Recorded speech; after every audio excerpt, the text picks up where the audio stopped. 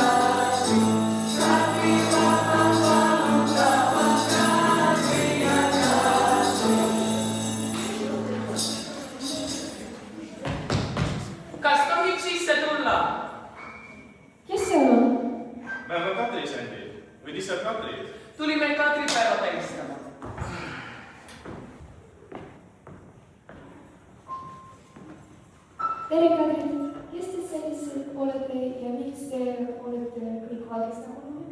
Sellepärast valge on valguse värv ja täna me toome ainult headust ja valgust. Täna 24. novembri õhtul me käime majas naine, laulame, soovime õnne ja tervist. Teerahvas annab andes, näiteks saia, veri või lõime. Ja homme 25. novembril me ei tee tööd, sellepärast kõik peavad sama hinge tilmata. See on väga õilis komb, ta riitab valgusest ja rahvust. Meil on ka valguse ahupüha. Näiteks šabat. Reede õhtul sütame küllad, ema katab laua ja me ei tee tööd, ainult puhkust ja pere. Ja, šabatid oleme kõik koos. See on rahupäev, nagu teie kadripäev.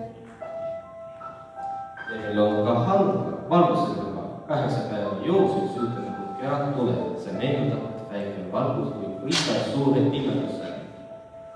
See on täpselt nagu meil kadripäev. Meegi toome valguse ja õnne pimedusse aega. Ja meil on isegi maskid. Kas te tahate meie maskid proovida?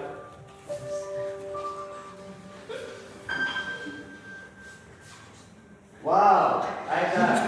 Nüüd on ka. Kas teie ka meie maski tahate? Täna te saate kõik olla Kadrit.